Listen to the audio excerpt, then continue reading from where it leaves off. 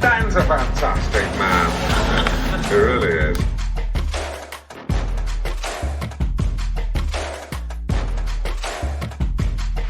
Ladies and gentlemen, please welcome. What's going on, everybody? This is Dan French, and this is a French Workbench podcast on a Tuesday, and we got a full crew. Everybody in here is ready to go, man. Everybody's amped up. Thank you guys for tuning in. Man, we've had a lot of good things happening right before we started. This is the most real and behind-the-scenes information regarding financing, real estate, money talk, entrepreneurs through on-job experience here in Las Vegas. And as always, guys, if you like the content, please hit that like button. Also, subscribe to the channel. We need the support. We're going to continue our path. It's a crusade now at this point to get to 1,000. And we're only 750 away, so I think we're getting close. So, guys, thank you so much. You know what? I was looking at some information, and this last month was the first month that we started to decline in sales as far as compared year over year. So we're going to talk a little bit about that. So everybody thinks that this market's is going to start to taper off. Well, and look, we're starting to see these numbers. I just pulled some reports. Mm-hmm. One of the reports was showing that active listings, right? And also property sold. Property sold was the first time it's decreased year over year this last month. Mm-hmm. And it's showing that is the demand there? Sure. But is the amount of buyers still out there willing to go crazy amounts of money over? They're not. It stopped. It's gone. It stopped. If you looked at the chart in July and you looked at it in August, it was above 100%. So they got like this chart where it goes up to 100%. And it's like, are people getting what they're listing their home for, right? Yeah. You go back a year, it was like 90, 97, 98%, right? So what it's saying is buyers are getting what they want. And then all of a sudden in July and August, boom. You know, it's like crazy, like 115. So it's off the charts. Mm-hmm. Now, the good news is that this is starting to come the other direction. Is it going to be a continuous pattern, or is it for your situation? I mean, like, what's going to be pivotal, well, not pivotal, but it's just going to be an indication of sales data, is that at the end of this month, we'll close out September, 30 days in September. You're right. And then we'll have so the past 2 months, the median home price has been flat at 405. And, you know, it's either going to be flat again, it's going to go up a bit, or it's going to go down a bit. We'll know in a couple days. You know? I mean, you guys see these numbers, they're record numbers. Yeah. Does it scare you out there, or does it scare people you know about buying a house? I mean, I think it's just that things have changed a lot here in the last couple of years, and a lot of people are real happy about it because they've seen the value of their home go up a lot. And a lot of people have grown a lot of wealth in the last few years. But of course, there are those people who haven't maybe had the ability to purchase yet, and they've seen the prices go up a lot in the last year, and they feel like, did I miss the boat? I think that's definitely the question and then of course there's always the, is it going to come down? Is it going to come down? Should I hold off? Hold off? And I know we've had this discussion, a lot, I'm sure, on the show and, with our friends and family and our clients and things like that. I am very excited, or I'm very interested to see the numbers though when they come out in a few days. Do you feel like it's changing though? How so? Do you think that anything's changed in the last couple months?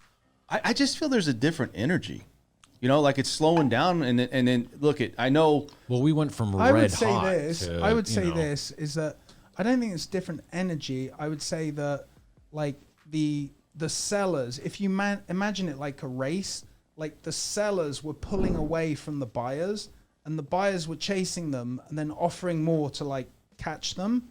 But that's all stopped now. And then, in the higher price points, it's calm down. Yeah. But at the same time, another thing that I've observed is that it's neighborhood specific. Someone will have a record sale where it's a really good looking house and it's the bells and whistles and really amazing.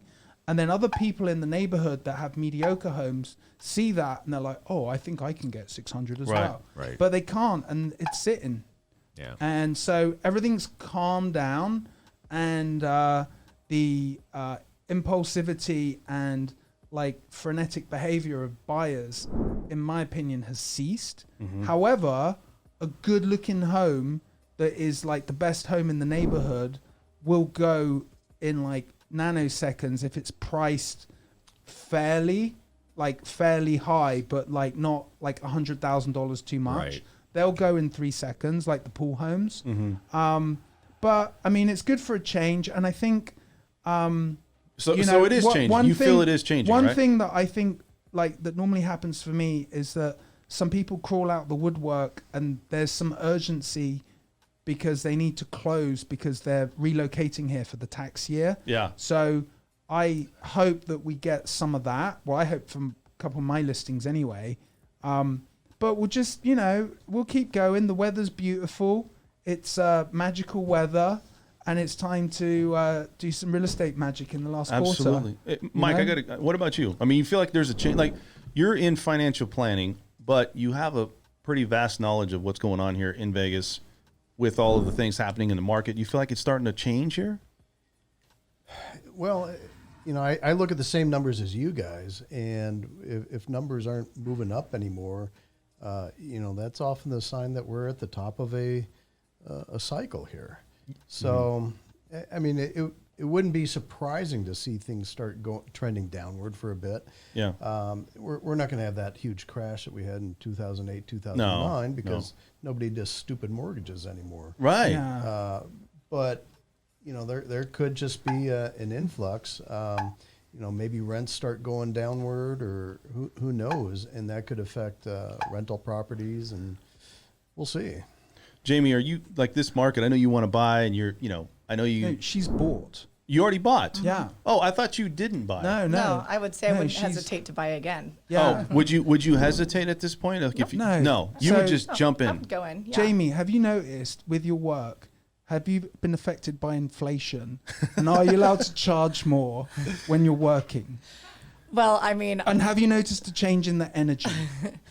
what I charge for my work has not changed because I know my value, and so I get what I ask for. Yeah. Yeah. So you have a very convincing personality. Like you're very much an entrepreneur. So like if you want something and you're not going to go cheap, right? No. Same with a house. You're probably not going to go cheap on buying a home. You're going to, whatever you want, you're going to go get it, right? Yeah. Okay. And is that something that it's weird because I think a lot of people come to Vegas. It's intimidating. You know, were you intimidated coming to Vegas? No.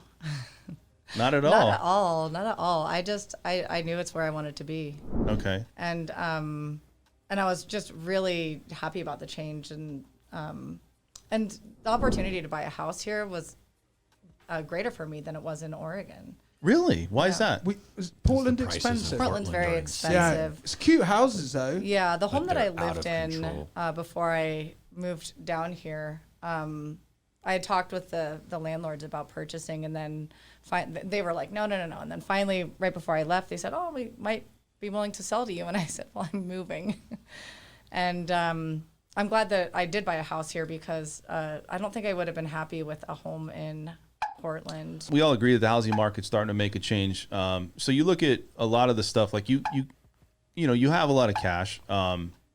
Thank you. Would you ever? You do. She's balling over here. So apparently she wants to buy a second or maybe an investment property, right? Is that what you're thinking? Maybe. I'm thinking about it. Yeah. See, and Matt, are you going to help her with that? I mean, as far as finding that. Maybe. Yeah. Maybe. Yeah. I mean, it's like for investment properties at the moment, like if you look at it from a yield-based perspective, the yields aren't great. You know, they're not great. Yeah. There's better yields in other markets, but for somewhere to like stash your cash and have it in a secure asset, like a home is like a robust place to park your cash, and you will get appreciation in like the equity value. But you know, I did a lot of acquisitions for hedge funds. You did, yeah. For rentals, and you know, when I look at the yields now, like it's like they're not fantastic, but it's better than like it's sitting in a bank account. Sure. Well, you know, that's interesting. I was reading an article in the Wall Street Journal. They were talking about a lot of these big tech companies buying huge buildings just to park money. And Google bought one in Manhattan. But okay, so there's two different things happening here. Is like as a individual investor, a hedge fund it makes more sense for a hedge fund to buy a rental investment at a higher price because they virtually get their money for free, Well- right? They've got access to like capital from the Federal Reserve for like peanuts, and like an individual investor will buy a home for like rental income for while they're alive. But like a hedge fund looks at that asset and they're like, well, we're going to buy this house. We're going to have it forever. We're borrowing money. We're getting it for peanuts. So they don't look at it. They look at it like for a way longer like payback than Jamie might or I might buying a rental. Right. So, I mean, with the way hedge funds are set up now and institutional investors on Wall Street are set up, like it's the deck is set for like them to buy everything and for us all to become renters. And, you know, so... Do you feel like that's happening now where you got these hedge fund investors coming in and buying properties just to rent out and really... Oh, it's happening taking across away the country. opportunity, from families or people that are trying to come in and buy as a primary residence. It's driving these prices up. And that's happening. That's happening. And that's it's something a sad to think business. about, man. Yeah, I mean... It's not just confined to housing, but that's another No, discussion. but like the thing is, it's the way of the world now, but you've got to make sure your shelter makes sense and you're happy with where you're at. And like for buying a rental investment, you got to look at the yield, because like what else could you do with that money? So Matt, just because you're talking about yields, I'm looking at other markets at the moment that I'm not going to talk about because I haven't been there that yet. was my question. Right. But there's other places in America where you can still buy like a 2,000 square foot house for like 150 grand. But like that's not in Vegas, because a 2,000 square foot house now is going to cost you like the median home price is 405,000. Like Elko. Yeah. Yeah, you don't want to be up in Elko. I'm sure it's very nice, but some of the hills have eyes. That's where I'm from. So there's some things that's come out recently about there's data and information that I always look at and try to collect, and it's interesting because Las Vegas has a lot of people coming from Canada, west side of Canada, a lot of people from China, right? They're coming here, tourists, planting their money. okay. No, I'm talking about investing in homes. Oh, okay. And they're planting their money Canada. here. And Canada. Crazy, right? So there's know programs Canada. out there for Canada or for foreign national. But it's interesting because you've seen Evergrande, right? That's in China. And Yeah, they 300 billion hole. Yeah, they overbuilt like crazy. Is that going to impact where you're going to have more people coming here to plant their money in the United States? Is that such huge numbers are being thrown around now, like $1 trillion here, $7 trillion for Afghanistan, that when I read that article about Evergrande and they're $300 billion in debt, and that there's going to be like big I think they employ indirectly 3.8 million people in China, and they've got exposure to all different types of Chinese banks, and they're mentioning that it might affect the global economy. But when I saw that number, 300 billion written down, I thought to myself, oh, that's not that much. That's a lot. That's crazy. Yeah. You know what? I'm going to say, just like, we just throw big numbers around do you like think- willy-nilly these days. do you guys think this is going to affect our economy here? And in what way? Because they're talking about that's 30, like I think it was 30% of their economy is So the 300 billion debt, that company accounts for 2% of the GDP of the country. of the whole country. Of China. Right? Yeah.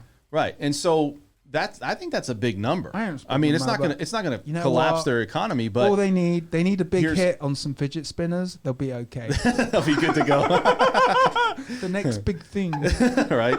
But you look at their situation. I mean, they're going to the government and asking them for the same thing we had in the crash back in 2007 and 8 But when we that's had our own one crash. company. Yeah, but they have such a huge conglomerate it's- of problem. They overbuilt Yeah.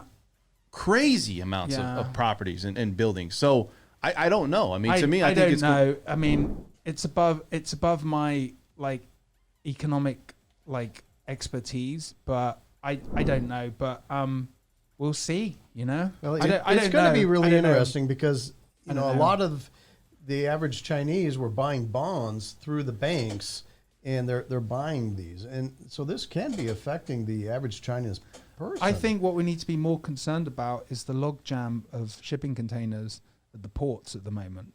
Well, there are Because a lot of Christmas things. is coming, and we need those shelves at Walmart filled up with plastic from China. absolutely.